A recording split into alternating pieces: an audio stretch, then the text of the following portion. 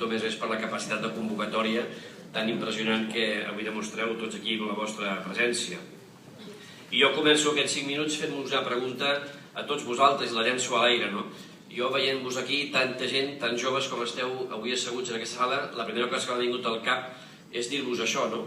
Vosaltres, estudiants universitaris de la Terra, que esteu en aquest racó privilegiat del planeta que es diu Catalunya, què espereu del vostre govern? Aquesta és la pregunta. Aquí ens han convocat per fer balanç d'un any de govern després del 25 de novembre de l'any passat. I jo crec que el que hem de fer és fer balanç. I per fer balanç la primera cosa que uns s'ha de preguntar és quin era l'objectiu quan es va elegir aquest govern. I al cap d'un any fer balanç vol dir comprovar si l'objectiu s'ha assolit o no. I esclar, els objectius no són els mateixos per tothom. Aquí teniu 7 persones a la taula que defensen objectius i prioritats diferents. Per tant, la valoració i el balanç que fem del govern també és diferent necessàriament. A mi, quan tenia l'edat d'estudiant universitari, soc economista, no soc de la Pompeu Fabra, soc de l'Autònoma, jo el que desitjava era un govern, en primer lloc, que no m'enredés, un govern que no em fes la feina, perquè la feina l'havia de fer jo, i un govern que en tot cas em donés oportunitats per guanyar-me la vida, que em facilités les oportunitats.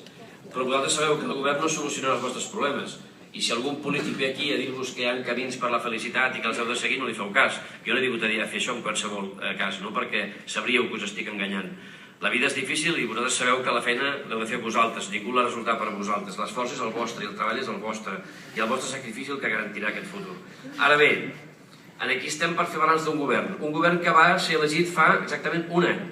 Eleccions del 25 de novembre del 2012 anticipades. Un govern que estava governant, havia fet només 2 anys de legislatura i va decidir trencar la legislatura per convocar eleccions amb un objectiu, que va dir que volia una majoria molt gran per poder conduir Catalunya cap a un estat propi fora d'Espanya i, segons la meva opinió, també fora d'Europa.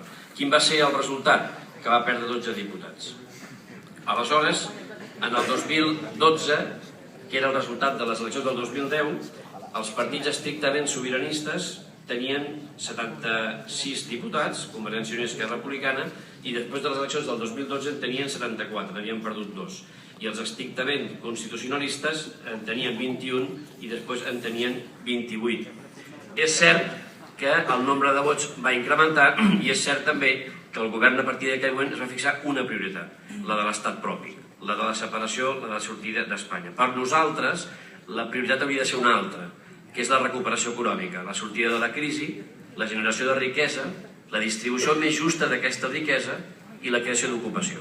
Aquesta és per nosaltres la prioritat que hauria de regir el govern, però no és la prioritat de l'actual govern. Hem estat un any sense pressupostos i el resultat, al nostre entendre, és zero, òbviament des de la nostra perspectiva.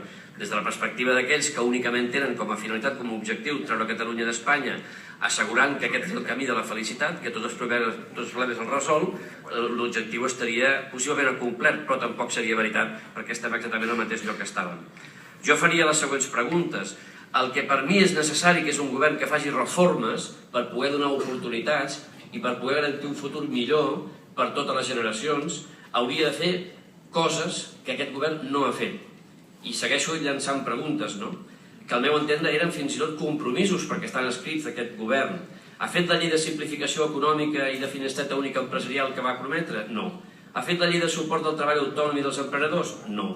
Ha fet la llei de contractes del sector públic? No. Ha fet la llei d'ocupació del Servei d'Ocupació de Catalunya? No. Ha fet la llei reguladora d'activitat del comerç, dels serveis i de les fires per promoure l'activitat econòmica? No. Ha fet la llei de la formació professional que va dir que faria? No. Ha fet la llei electoral catalana que va prometre? No. Ha fet la llei de transparència? No. Ha fet la llei de la funció pública que va dir que faria perquè era necessària per simplificar l'administració? No. Ha fet la llei dels governs locals tan necessària per simplificar l'administració pública local i millorar la seva eficiència? No.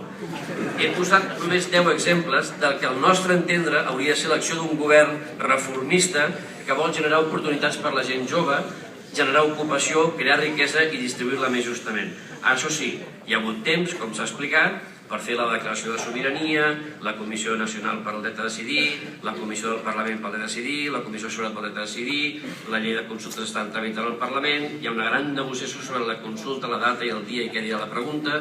Tot això sí que ha ocupat una gran part del temps d'aquest govern. Jo, i amb això acabo, voldria un govern que treballi per tots, per tots, no només per uns.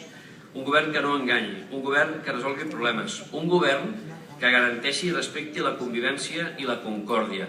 Hem viscut 35 anys de democràcia i aquests 35 anys són els que ens han donat més progrés i més oportunitats a tots en la història d'aquest país.